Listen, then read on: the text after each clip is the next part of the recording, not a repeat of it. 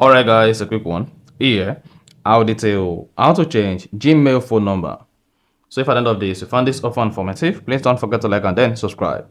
Now, to change your Gmail recovery phone number, all you need to do is go ahead and open the Gmail application. Click on the profile picture at the top right. Click on manage your Google account. Then hang on, scroll down, locate and click on personal info. Now under personal info, scroll down, locate and click on phone number.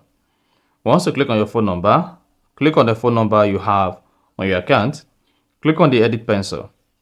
Then you may be prompted to type in your Gmail password or type in your phone PIN. Just go ahead, proceed, click on continue, and then to change your Gmail phone number, all you need to do is click on edit again, then click on update phone number.